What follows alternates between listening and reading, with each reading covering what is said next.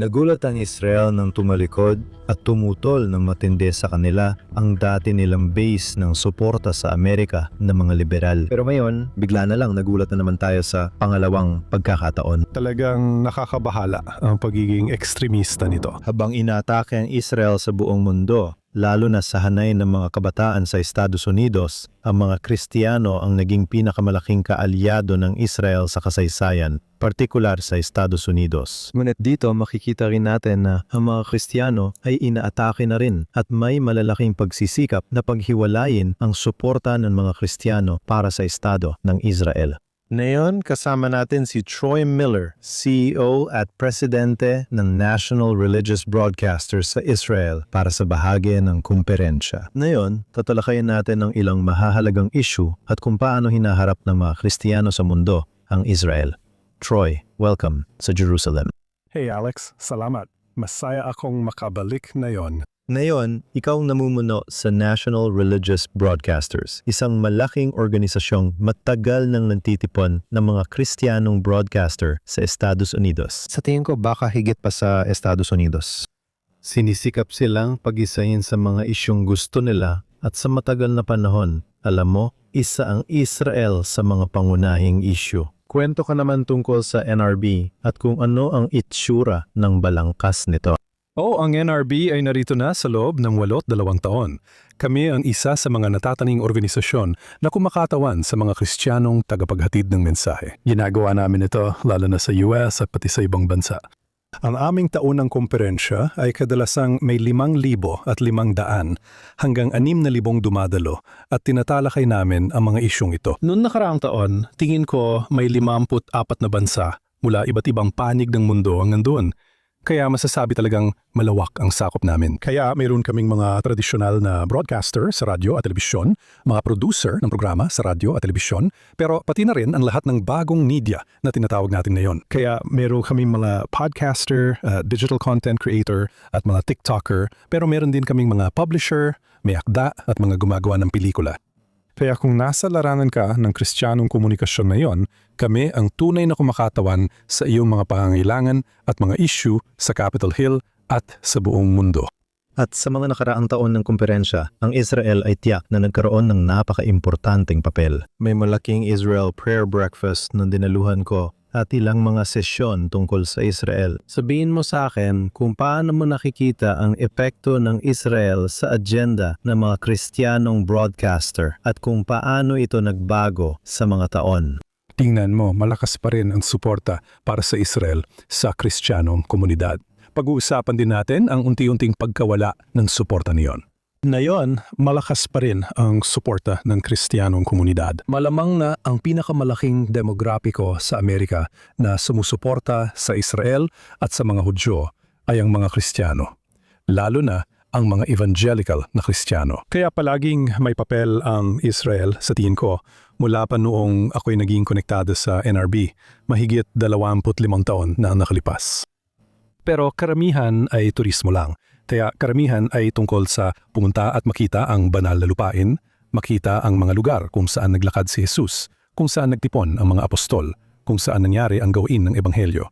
At kaya karamihan ay nakasentro doon. Pero alam natin na nasa isang nagbabagong kultura tayo ngayon, sa isang nagbabagong political at geopolitical na kalagayan. At kaya nakita natin ang pagbabago, lalo na mula nang ako'y pumasok upang pamunuan ang NRB na tumutugon dyan particular. At sa tingin ko, iyon ang pagbabago. Kung pumunta ka sa NRB 15 taon nang nakalipas, makikita mo ang malaking booth. Makikita mo ron ang maraming kumpanya ng turismo, mga ahensya na tutulong sa iyo sa iyong mga pagbisita. Ngayon, makikita mo ang isang napakaiba-ibang grupo mula sa Israel at mga komunidad ng mga Hudyo. Makikita mo ang mga Orthodox na rabbi at mga gurung Hudyo. Makikita mo pa rin ang ilan sa mga nasa turismo, pero makikita mo rin ang mga mamamahayag na katulad mo. Makikita mo rin ang iba pang mga influencer. Makikita mo rin ang mga taong nagtatrabaho sa pampublikong pulisya at politika. Dahil maraming koneksyon ngayon sa pagitan ng mga nangyayari sa Israel at anti-Semitismo mga Hudyo sa Amerika at sa buong mundo, at pag-uusig at pagkamuhi sa mga Kristiyano na nangyayari rin sa buong mundo. Pinagsasasama namin lahat ng elementong iyon. Gusto kong pag-usapan ang tungkol sa Israel at ang bahagi ng anti-Semitismo, pati na rin ang bahagi ng bagong media at kung paano nagsasama-sama ang lahat ng iyon. Pero bago yan, alam kong sinusubaybayan mo ang maraming trend sa Kristiyanong komunidad, lalo na sa mas batang Kristiyano. Ikaw, ano napapansin mo? Bukod sa tungkol sa Israel, ano ang mga trend na dapat suro malaman ng ating mga tagapanood na nangyayari sa loob ng Kristiyanong komunidad? Kung titingnan natin ang Kristiyanong komunidad at syempre pag-uusapan natin ang NRB bilang isang bipartisan na grupo. Pero ang Kristiyanong komunidad ay may sariling mga pagpapahalaga at mga isyung naging mahalaga sa kanila nitong mga nakaraang dekada. Ang issue ng pagiging pro-life, mga makapamilyang issue, kung paano tinitingnan ng mga Kristiyano ang ekonomiya at ang mga bagay niyon. Kaya naman, halos naiugnay na ang mga Kristiyano sa mas konserbatibong kilusan pampolitika sa Amerika. Pero ang nagsimula nating makita, lalo na siguro sa nakalipas na 8 taon o higit pa, ay mas malalim pang paglipat patungo sa tinatawag nating dulungkanan at ilang mga issue doon. Kaya ang komunidad ng mga Kristiyano, lalo na ang mga batang puting evangelical, ay nakita ang buong kilusan ng DEI, Diversity, Equity, Inclusion. Ang pagiging woke na nangyari, ang Black Lives Matter, ang critical race theory, yung mga bagay na nangyari sa unang bahagi, unang 15 taon ng ika-21 siglo doon, mula 2,000 hanggang 2015. At talagang naramdaman nila ang pagiging nasa laylayan. Sa tingin ko, Alex, ngayon ay parang umuugoy pabalik ang pendulo laban doon. Kaya nakikita natin ang mga kilusan sa Kristiyanong komunidad. Ako, pag-uusapan ko lang yung grupong yon, yung dulungkanan. Kaya nakikita natin ang America First na kilusan. Nakikita natin ang kilusang Christianity First. Nakikita natin itong kilusan na kinuha lahat ng mga isyong nangyari sa unang 15 taon, kung saan pakiramdam nila ay talagang lumihis laban sa kanila ang sitwasyon. Malinaw na sila ang puntirya. At ngayon, imbes na ibalik yon sa gitna kung saan dapat ito, kinukuha nila ito at inililihis naman hanggang sa dulong kanan. Kaya nakita natin ang mga bagay tulad ng Kenism movement na kontra sa Black Lives Matter at critical race theory, ang ideya na ayos lang maging puti, puting lalaki at puting pamilya. Sabi nila, yun lang ang dapat mong maging at suportahan ang sariling lahi tulad ng ginagawa ng ibang kilusan. Kaya may ganitong kilusan. Nakikita rin natin ng isang kilusan laban sa malawak na pakikialam ng pamahalaan.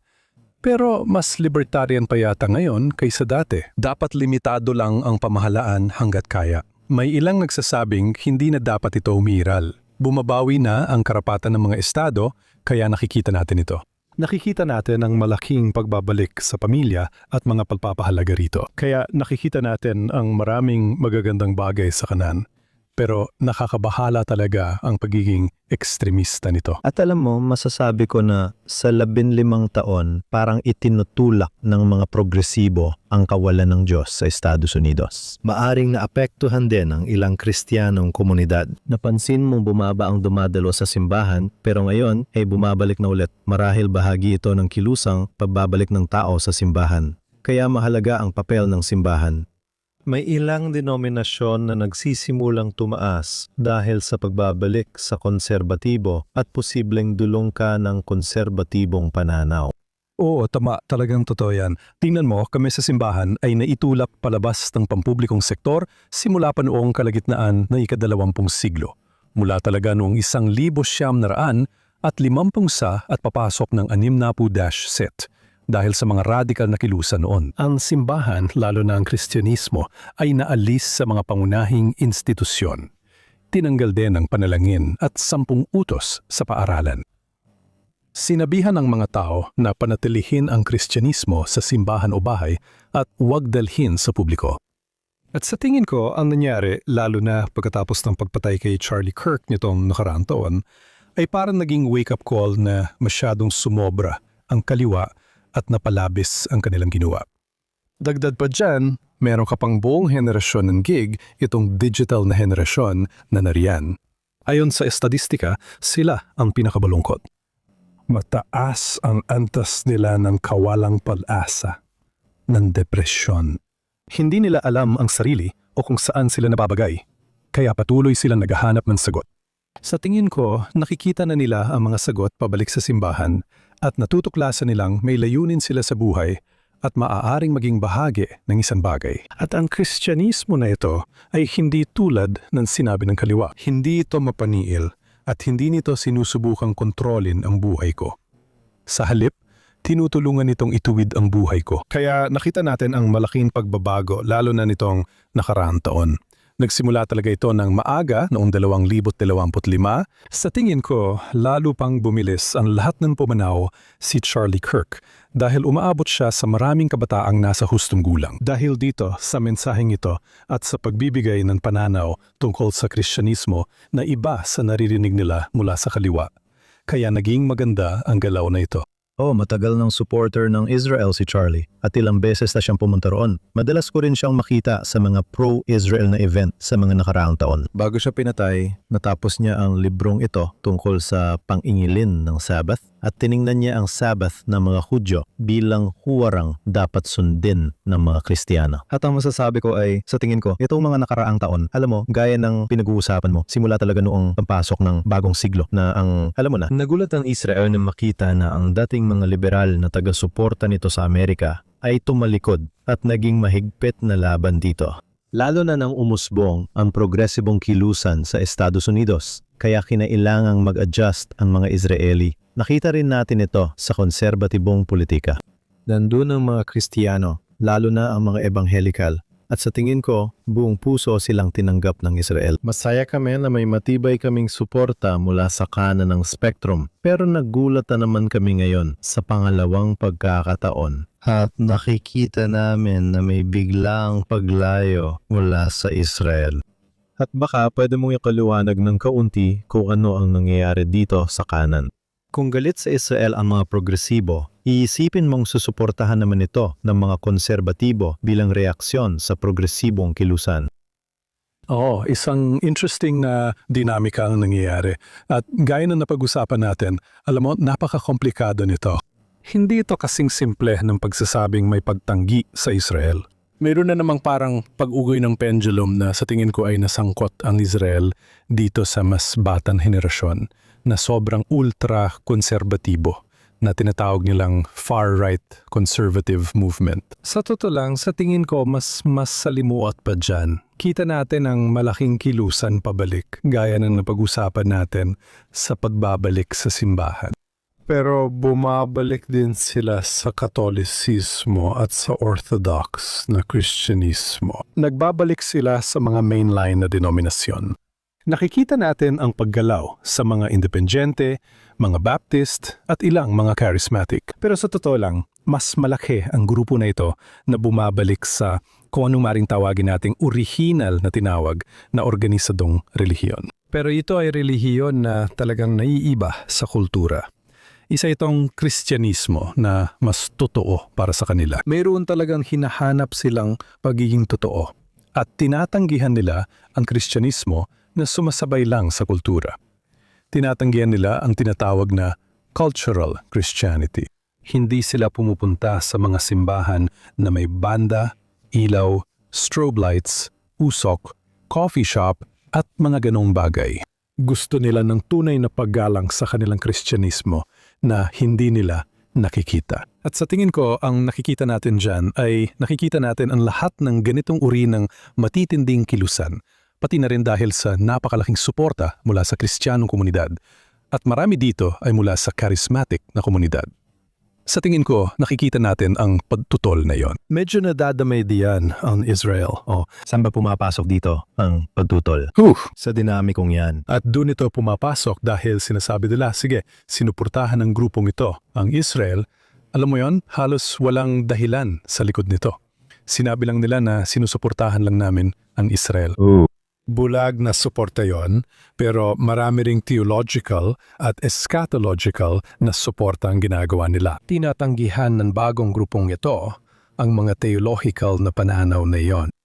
Kaya kasabay niyan, sinasabi nila, yan ang lumang Kristyanismo. Sila ang gumawa niyan. Kami ay isang America First at Christianity First na uri ng kilusan. Kaya iyon ang pagbabago na kikita nating umuusbong. May ilang malalaking influencer na tumalikod laban sa Israel nitong huling taon at kalahati. Partikular na sina Candace Owens at Tucker Carlson na parang tinatanggap nila ang bagong anyo ng lumang Katolisismo. Masasabi kong sinasamantala nila ito. Sa tingin ko, nakita natin ang ilang mga influencer, gaya ng sinabi mo sina Tucker, Nick Fuentes, Candace, at iba pa na parang nauna nilang napansin at sinunggaban ito bago pa man makita ng karamihan. At talagang sinasamantala nila ito. Sinasamantala nila ang grupong ito para sa pansariling opinyon at galit laban sa Israel o maging sa mga Hudyo. Kaya hindi ko iniisip na ibig kong sabihin na pag-uusapan na natin ito ngayon. Pero hindi ko iniisip na kasing laki ito ng problema gaya ng itsura nito dahil problema ito sa mga influencer. Problema ito sa mga himpapawid dyan at sa digital. Pero kapag bumaba ka na sa detalye, ang karaniwang Kristiyano, ang iniisip lang nila ay, paano ko ba dapat ipamuhay ang buhay ko? Paano ko maisasabuhay ang America First at Christianity First? Para sa kanila, parang pangalawang issue lang ang Israel, kaya isasantabi ko na lang. Kaya merong relihiyoso at theological na aspeto, pero meron ding political na aspeto. At meron kang lalo na sina Tuckers at Candace at iba pa na timitingnan kung anong nangyayari ngayon sa gitnang silangan. Tiyak na nasisira ang reputasyon ng Israel sa mundo dahil sa depensa nito laban sa Hamas at Hezbollah sa Gaza at Lebanon. Pero ngayon, kasama na rin ang Estados Unidos na kaagapay ng Israel laban sa Iran. At ang kwento na kumakalat na ang Amerika ay nakikidigma para sa digmaan ng Israel. At gaya ng nabanggit mo, alam mo, itong muling pagsigla ng Kristyanismo ay medyo natutula patungo sa pagiging libertarian pagdating sa politika nito. Kaya alam mo, ayaw nilang makipagdigmaan sa ibang bansa sa gitnang silangan, lalo na pagkatapos ng kasaysayan ng pamumuno ni Bush sa Iraq. Tama, oo. Kailangan mong isaalang-alang na ito ang henerasyon na lumabas mula sa tinatawag na walang katapusang mga digmaan. Lumabas sila mula sa mga pangakong binitiwan ng mga naunang administrasyon na alam mo na, papasok tayo rito at tatapusin natin ito agad. Pero alam mo, umabot ng mga taon, higit sa 1 dekada, ang mga digmaang yon. Kaya naman talagang nagdududa sila sa Amerika na muling papasok sa ganung uri ng labanan sa gitnang silangan. At saka alam natin na dahil sa propaganda at iba pang mga bagay dyan, hindi nila malinaw na nakikita kung saan talaga ang interes ng Amerika dito. Tama. At meron ding kaunting pababago sa kasaysayan. Alam mo yon, na pagkatapos ng mga pangyayari ay sinasabi ngayon na hinikayat daw ng Israel si George W. Bush na pumasok sa mga digmaan sa Afghanistan at Iraq. Samantalang, sa pagkakaalam ko, ang mga leader ng Israel ay labis na nabahala sa digmaan sa Iraq dahil sa panganib. Alam mo, lahat ng Scud missile na lumipad dito noong unang Gulf War ay binago ang kaayusan sa gitnang silangan. Pero alam mo, yan ang kwentong kumalat. Oo, at palaging yan ang kwento ng sabuatan na parang sa likod ng lahat ng ito, may agenda ang mga Hudyo. Alam mo, yung kwento ng sabuatan ay paulit-ulit na lang pinupukpok. At hindi talaga natin nagawa ng maayos, pati na rin ang mga administrasyon, ang pagpapaliwanag kung ano ang mga interes ng Amerika. Bakit kaya? Bakit kasali ang Amerika? Bilang US mandaragat, talagang interesado ako. Nasa Persian Gulf ako noong 1987 unang beses na nagbanta ang mga Iranian, laisasara nila ang Persian Gulf. Nag-aalala kami noon sa epekto nito sa ekonomiya ng Amerika. At tingnan mo ngayon kung paano nakikialam ang administrasyon doon at ang epekto nito sa ekonomiya. Naisip mo na ba kung mas lumakas pa ang Iran at ang magiging epekto nito sa ekonomiya? Pero ang mga isyong iyon, ang mga uri ng isyong isinasaalang-alang ng henerasyong ito rito. Dagdag pa, ito rin ay isang henerasyong mas emosyonal. Ito ay isang henerasyon na gumagawa ng maraming desisyon base sa emosyon, empatya at simpatya. At sa totoo lang, kailangan nating sabihin na ang propagandang mensahe na lumalabas mula sa kabila, ang mga kaaway ng Israel at mga kaaway ng Amerika ay naging napakahusay sa pag-apela sa empatya ng henerasyong ito. Ang media at social media ay may malaking papel tulad ng nabanggit mo, hindi lang sa propaganda laban sa Israel, kundi pati na rin sa pagkilos para maibalik sa simbahan ang mga konserbatibo. At ikaw ang namumuno sa pinakamalaking samahang sumasaklaw na nagbubuklod sa lahat ng uri ng mga relihiyosong tagapagbalita. Kasama dito ang tradisyonal na media tulad ng mga istasyon ng TV, pati na rin ang paglipat sa bagong media. At hinahangad mong gumanap ng papel ng pamumuno sa lahat ng ito at kinuha mo na ang papel ng pamumuno. Alam mo, paano mo pinagsisikap ang balansehin ang muling pagyusbong na ito? Sa isang banda na talagang maganda para sa Kristyanismo, alam mo, isang bagong pagtutok muli, sabihin na nating muling pagtutok sa Diyos at sa simbahan na, alam mo, napakabuti para sa relihiyon. Pero sa kabilang banda, itong uri ng kampanya na ihiwalay ang suporta mula sa Israel na naging parang haligi ng kung saan nakatayo ang Kristiyanong media nitong mga nakaraang taon. At sa tingin ko, ilan sa mga pagkakamaling nagawa noon sa ilan sa mga kilusan nito ay una sa lahat, alam mo, lubusan silang ituring na masama. Lalo lang silang lalayo. Madalas naming pag-usapan ng mga Kristiyanong tagapaghatid ng balita at pastor kung paano makisalamuha sa henerasyong ito. Paano tayo magkakaroon ng dialogo sa kanila? At paano natin masisimulan ang makatuwirang talakayan? Sa tingin ko, ito ang gustong marinig ng henerasyong ito at dapat nating gawin. Pero sa tingin ko, Alex, ang susi dito at kung ano rin ang nangyayari sa simbahan na yon ay ang simbahan mismo. Bilang naging makasarili, nag-sensor at umatras ang simbahan mula sa maraming isyu at mga isyong kultural para umiwas sa politika. At ang Israel ay tinitingnan na parang isang isyong politikal, hindi isang isyong panrelihiyon o kahit isang isyong panlipunan. Ngayon, abala kami sa pagtuturo kung paano maghatid ng mensahe ang mga Kristiyanong tagapaghatid. Una sa lahat, kailangan talaga makilahok ang simbahan sa pamamahala, sa pangangasiwa ng bansa, na ang pananaw ng mga Kristiyano at ang pananaw ng Judeo-Kristiyano ay may lugar at layunin sa pampublikong sektor. Kapag napasok mo na ang bahaging iyon, doon magsisimula ang pag-uusap sa grupong ito kung paano. Sa totoo lang, mas marami tayong pagkakapareho kaysa sa mga bagay na pinagkakaiba natin. Paano natin mapapalago ang mga pagkakapareho at maililigtas ang kanluraning kultura, kabilang ang Israel? Paano natin maililigtas ang kulturang iyon? Kung ang lahat ng kultura natin sa kanluran ay nabuo sa Judeo-Kristiyanong halaga, sa Judeo-Kristiyanong pananaw sa mundo, kailangan nating maunawaan na ang mga kalaban ay nilalabanan iyon. At tigilan na natin ang kwento na ito ay tungkol lang sa lupa o kahit tungkol lang sa kapangyarihan. Mga estruktura. Ang totoo, ito ay tungkol sa kung anong pananaw sa mundo ang magwawagi. Magwawagi ba ang kanluraning Judeo-Kristiyanong pananaw sa mundo?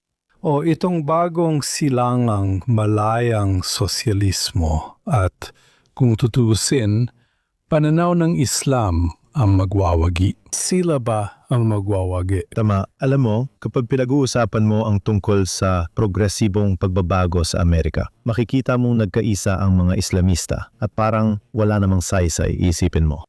Pero kung ang mga konserbatibo ay lumalaban sa progresibong pagbabagong ito at kung ang mga Islamist ay natural na kaalyado ng mga progresibo, at nakikita mo kung ano nangyari sa Europa at kung paano, alam mo, talagang nabubuwag na ang tradisyonal na kultura.